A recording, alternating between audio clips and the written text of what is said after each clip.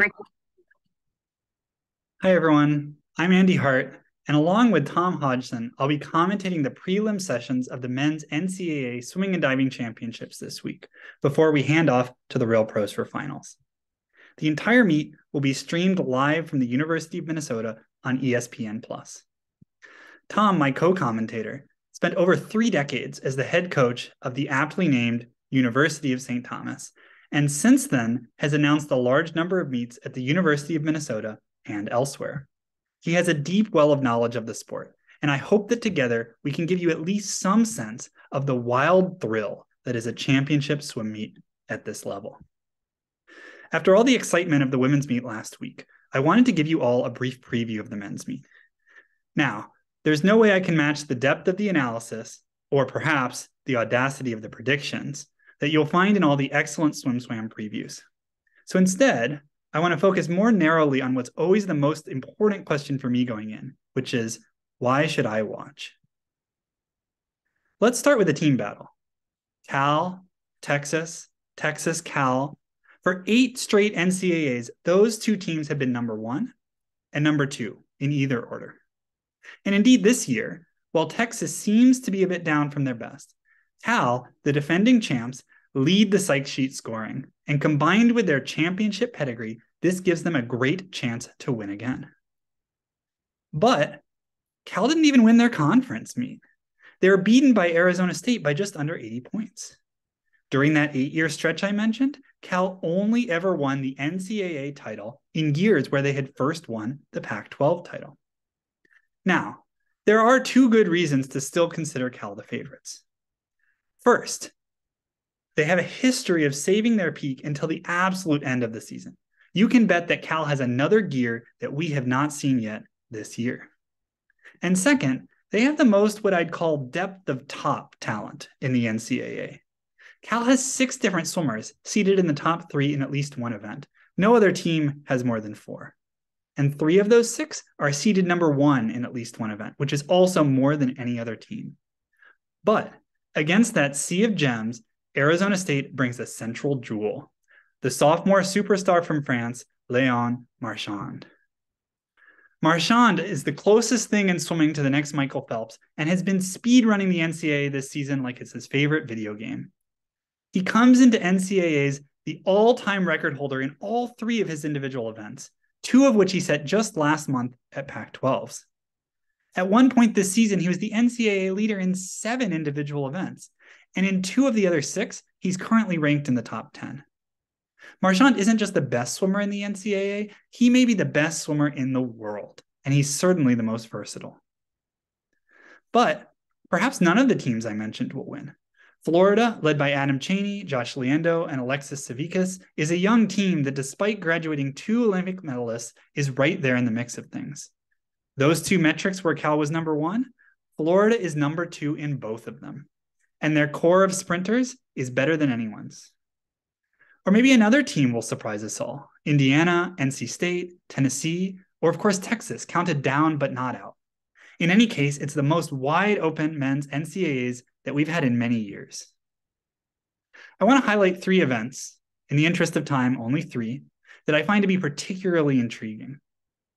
First, the 400 IM.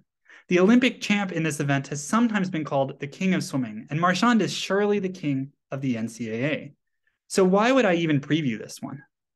Well, it's because the level of competition is shockingly high.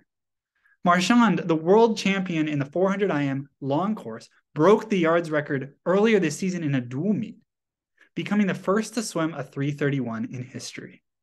He then swam a second 3:31 at Pac-12s. Can he swim 3:31 for a 3rd time and win NCAAs? Can he maybe do a 3:30? Or even, dare I say it, a 3:29? But is it crazy to say that he could still lose?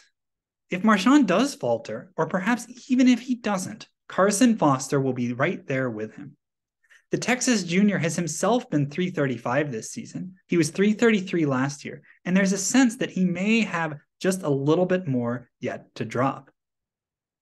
Foster has a penchant for taking the race out fast, so regardless of the outcome, this one could be close until the late stages. And somehow, I haven't even mentioned the defending champ, Hugo Gonzalez of Cal, who beat both of these men, along with everyone else, to win the event last year and set the record that Marchand recently broke. Gonzalez is the epitome of an up and down swimmer, and just when you count him out, he does something shocking. Just this year, he's had some of his worst collegiate swims and some of his best ones. There's a chance that he'll miss the final entirely, but if Gonzalez has a lane, any lane, there's no one in the pool he can't beat. Second, let's go to the other extreme and look at the 50 freestyle. The splash and dash is always an exciting race, but I want to highlight it here because of the phenomenon that is Jordan Crooks. Crooks of the Cayman Islands and the University of Tennessee has enjoyed a meteoric rise over the last year plus. He tied for third at this event at last year's NCAAs, but for me at least, the moment where Crooks broke through and moved towards global superstardom was this past December when he won the gold medal at the Short Course World Championships. And then Crooks followed it up 2 months later at SEC's with a 17.93 in yards, only the second swimmer ever to break the 18-second mark, and a mere 0.3 away from Olympic champion Caleb Dressel's legendary mark. If Crooks can hit another 17, the hype around him will go through the roof. But there are several others nipping at his heels, including another fast-rising international star, Josh Liendo, as well as Bjorn Seeliger and defending champ Brooks Curry. And finally, the 100 breaststroke, partly because this is the big hope for the hometown Gophers, and partly because I don't really know how to characterize this one. Maybe the story is Max McHugh, the fifth-year senior from the University of Minnesota, the winner of the past 3 NCAA titles in this event. McHugh last year became only the second swimmer under the 50-second mark, only a couple of tenths away from the all-time record held by Ian Finnerty. Can he, in his final NCAA season, in his home pool, drop that little bit extra like the end of a Minnesota winter and break the record?